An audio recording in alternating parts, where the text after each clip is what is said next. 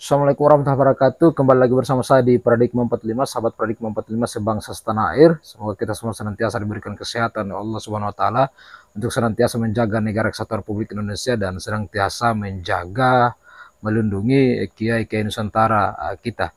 Baik sahabat Paradigma 45, pada kesempatan ini saya kembali kemudian tertarik membahas dan menyoal persekusi yang dilakukan oleh kelompok Muhibbin ini, suruhan dari Bani Alawi ini yang kemarin melakukan persekusi terhadap pengajian yang dilakukan oleh Kiai Haji Madudin Al-Bantani dan tokoh-tokoh dan kiai-kiai kita yang lain di Tangerang kemarin.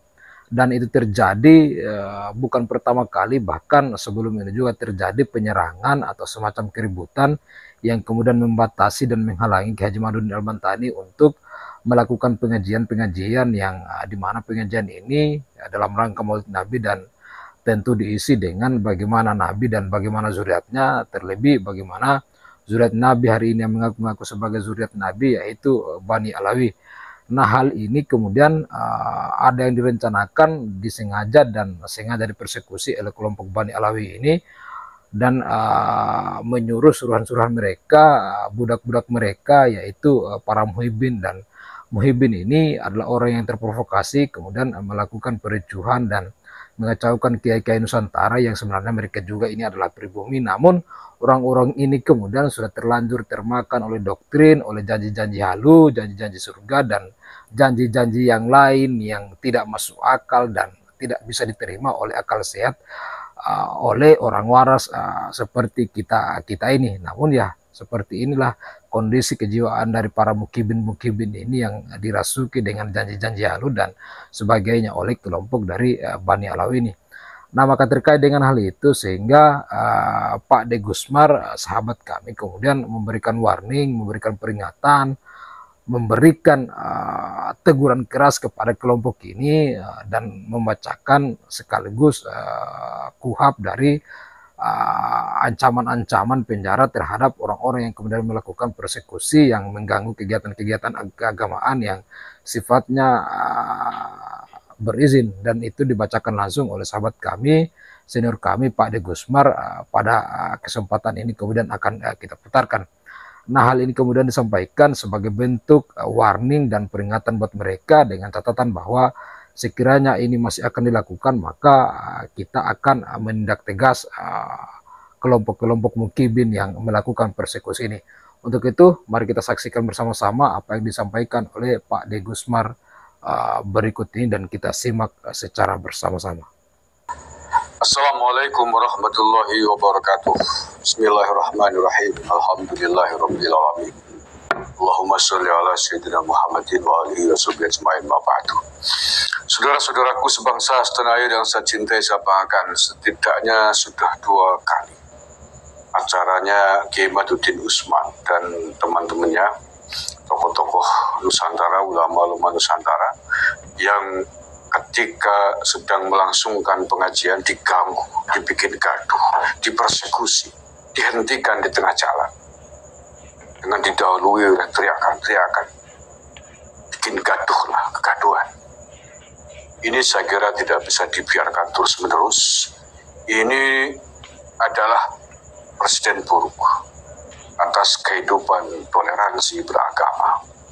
Ini adalah salah satu sikap bentuk sikap intoleran, sikap yang tidak menghargai perbedaan pendapat, dan bahkan sikap yang melanggar hukum. Sekali lagi, siapapun orang, baik secara individu maupun kelompok, melakukan tindakan-tindakan yang membuat gaduh pada acara-acara kegiatan keagamaan yang berizin, mereka siapapun bisa dikenakan hukum pidana sesuai dengan aturan kitab undang-undang hukum pidana yang berlaku, ya. Jadi kalian ini yang kemarin telah bikin gaduh pada acara pengajiannya Kiai Madudin Usman di Bekasi dan juga di Tangerang semalam, Anda jangan macam-macam. Silakan Anda teruskan kalau Anda ingin dipenjara, kalau Anda ingin dipidana. Karena perbuatan kalian mengganggu jalannya pengajian sehingga kemudian berakibat untuk dihentikan, bisa dikategorikan sebagai sikap yang membuat gaduh, menghalangi kegiatan pengajian yang berizin, yang sah, dan itu ada pidananya. Pidananya seperti apa? Pasal berapa yang Anda langgar?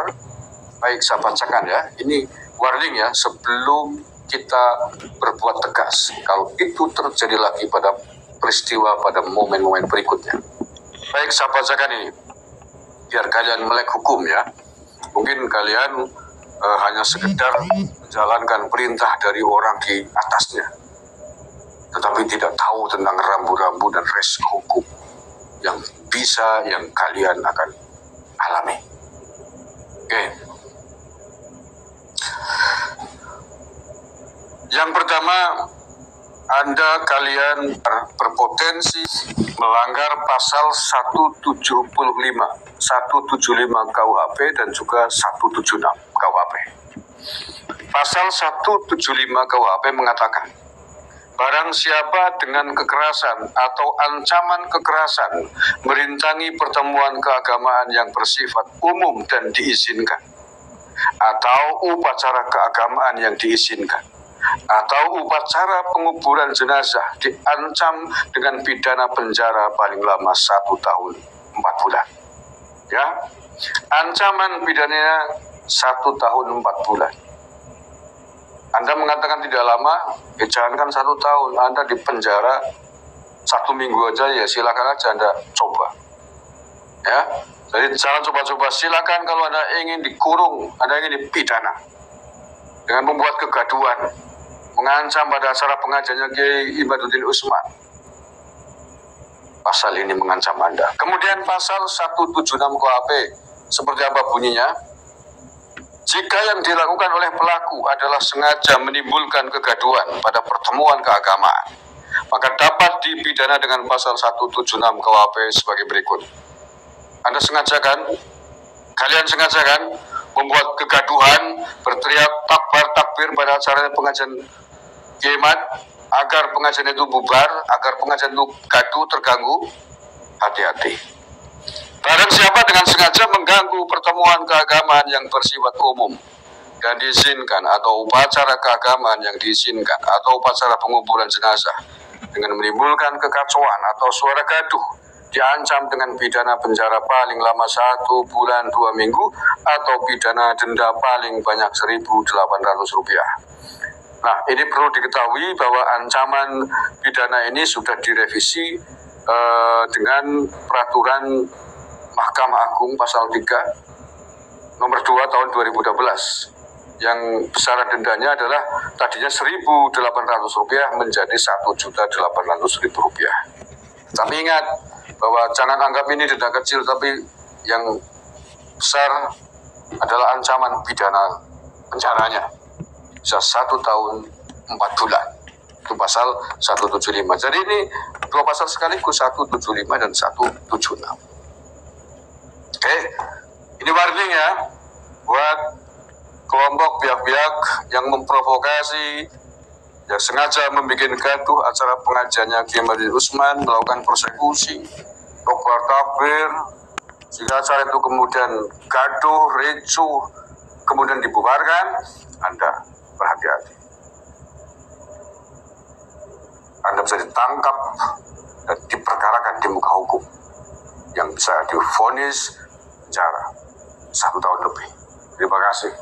Assalamualaikum warahmatullahi wabarakatuh. Saya kira telah kita saksikan bersama, dan ini menjadi komitmen untuk kemudian mengawal ini dan mengawal Kiai Haji Madudin Al-Bantani, dan kita berharap bahwa semoga apa yang kemudian disampaikan oleh senior kita Pak De Gusmar itu bisa menjadi peringatan, bisa menjadi warning buat para mukibin yang sudah tidak waras ini, yang hari ini otaknya dirasuki dengan doktrin-doktrin halu, doktrin-doktrin sesat oleh kelompok dari Bani Alawi ini. Sehingga ke depan kita berharap bahwa mudah-mudahan warning-warning seperti ini bisa menyadarkan mereka dan kembali kepada hitah Kiai Nusantara dan menjaga Kiai Nusantara, dan tidak lagi memprovokasi pengajian-pengajian yang dilakukan oleh Kiai Haji Madudin dan Kiai-Kiai Nusantara yang lain.